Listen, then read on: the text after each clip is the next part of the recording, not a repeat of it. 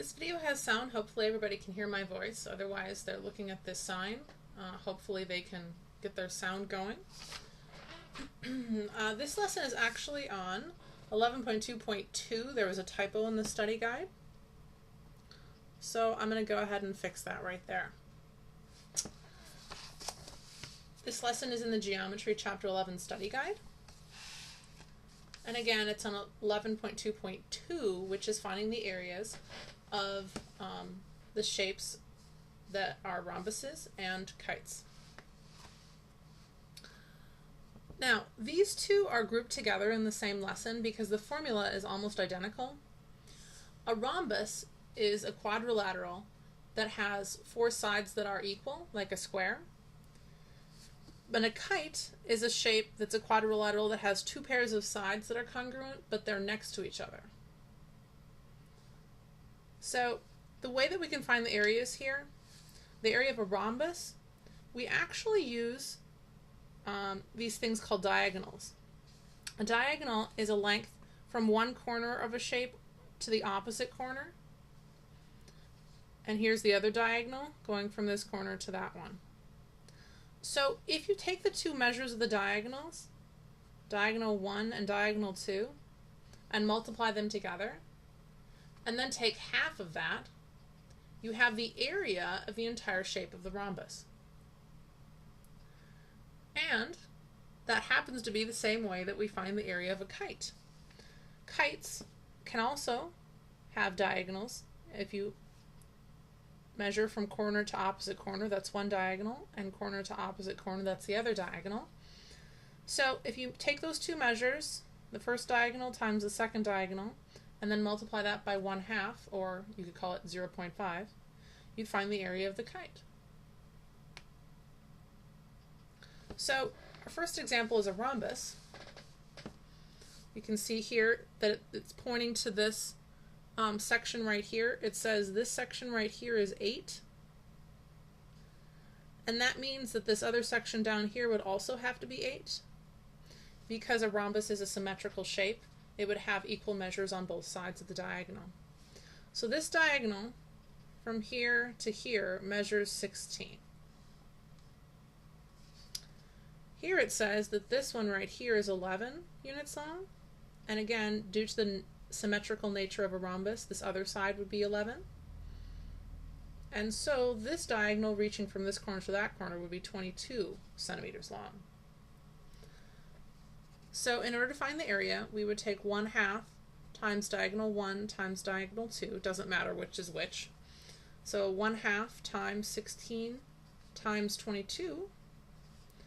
On your calculator, you could take 0.5 for 1/2 times 16 times 22, and you should get 176 for the area.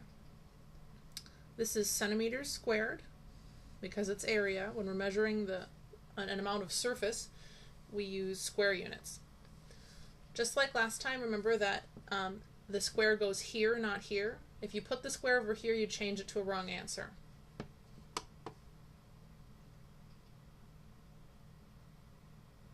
Alright.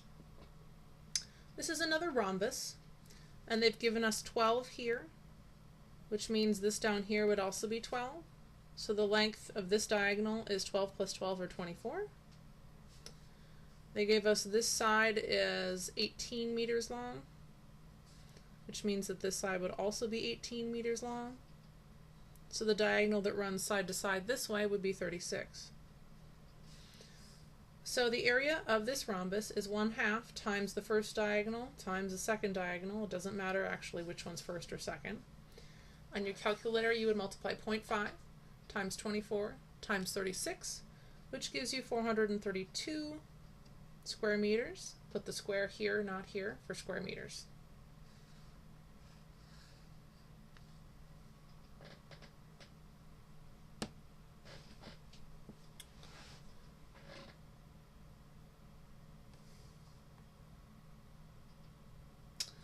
Over here, we have a kite. And the diagonal one way you can find by simply counting squares. 1, 2, 3, 4. So from corner to corner this way is 4 units. And counting the other way, corner to corner, would be 1, 2, 3, 4. Happens to also be 4 units.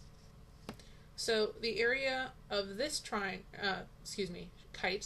is 1/2 times one diagonal times the other diagonal. So that would be 0.5 times 4 times 4, which is 8. They don't tell us what the units are, so we'll just say square units.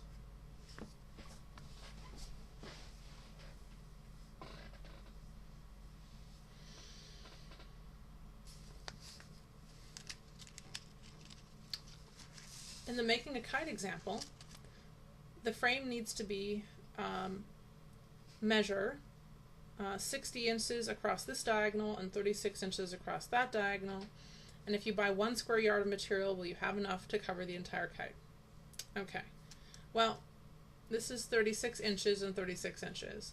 So we can calculate the area of the entire kite in square inches, but we'll have to convert that to square yards to figure this out.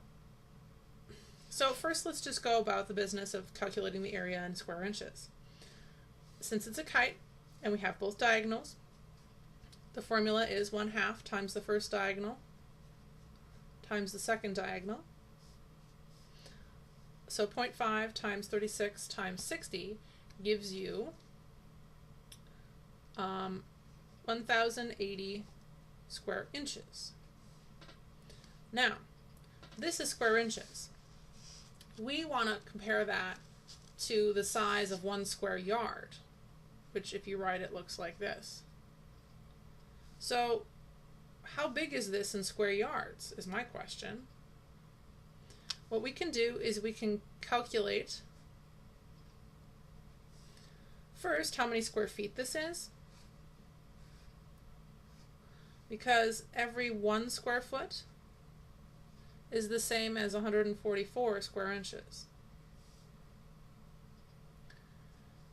And then what's going to happen is the square inches are going to cancel with the square inches, and then we're going to multiply this straight across, 1080 times 1, which is 1080, and then divide by 144, and then we would have a measure of square feet. Now you can see I didn't write that down because I don't want square feet, I want square yards. So what I want to do is convert one more time. I want to convert from square feet to square yards. So since there is, in 1 square yard, 9 square feet, then that allows me to go from square feet to square yards. As I said, here we're going to cancel the square inches with square inches, one on the top, one on the bottom. Here we're going to cancel the square feet with square feet, one on the top, one on the bottom. And if we multiply 1080 times 1, we get 1080. 144 times 9 is 1296. And the only units left here are square yards. So, this is going to tell us about how big our kite is. Our kite, if I divide 1080 by 1296, is about 0.83 repeating square yards. So that's less than a yard, right? It's like 83% of a yard. So if you buy 1 square yard, will you have enough area to cover this? Yes.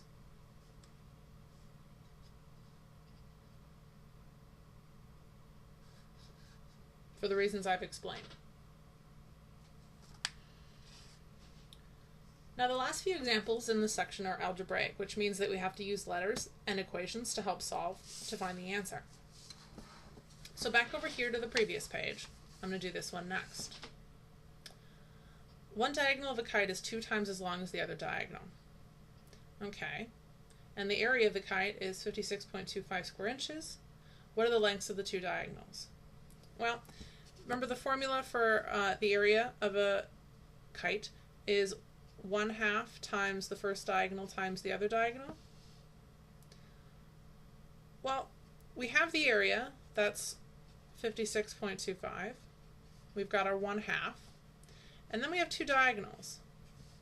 So what we want to do is only use one variable. We only want to use one letter, because if we use more than one, we won't be able to solve the equation. So it says one diagonal is twice as long as the other diagonal. So if we call one diagonal x and the other one is twice as long, we can call the other one 2 times x, or just 2x. One diagonal is twice as long as the other. And you can see there's only one letter here, it's just x, which means we can solve this equation. So if I take 56.25, and what I'm going to do is 1/2 times 2 is just 1, and then x times x is x squared. What I have is x squared, because 1 times x squared is x squared, equals 56.25. The next step in solving is getting rid of the square on the x, so we will use a square root on both sides to do that. So the one diagonal, this one, is 7.5 inches long. Now it wants to know the lengths of both diagonals, so the other one, being twice as long, would be 2 times 7.5, or 15 inches long. And there you have it, both lengths of the diagonals, one being twice as long as the other.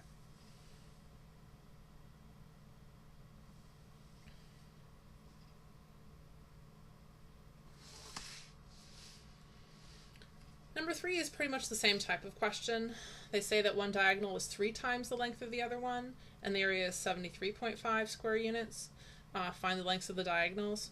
So, again, we'll use our area equals 1/2 times diagonal 1 times diagonal 2. The area in this case is 73.5. The two diagonals, since one is 3 times as long as the other, if one of them is x units long, then the other one would be 3 times as long, or 3x. So what I'm going to do is I'm going to take half of 3. If you multiply 0.5 times 3, you get 1.5. And then x times x is x squared. So I have 1.5x squared equals 73.5. So I'm going to divide both sides by 1.5.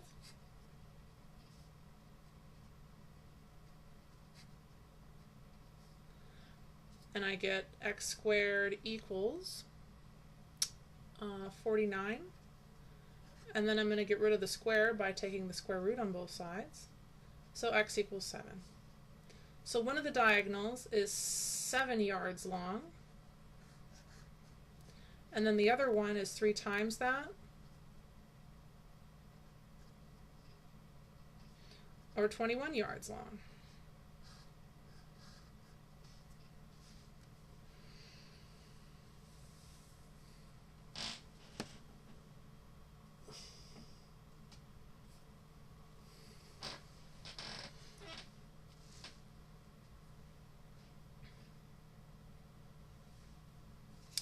Okay, this one is a little bit hard to understand because when they say x meters, it's hard to know what they're labeling. They're actually labeling this as x units long. So, and then this one is 12. Okay. So they don't give you questions here, but I'm assuming they want you to find the length of x. So we can use our area formula. Area equals 1/2 times one diagonal times the other diagonal. And it looks like x is going to be the only letter that's unknown if we fill in everything else with numbers, which we can. You see this diagonal here is 5 on one side and 5 on the other, so that would be 10.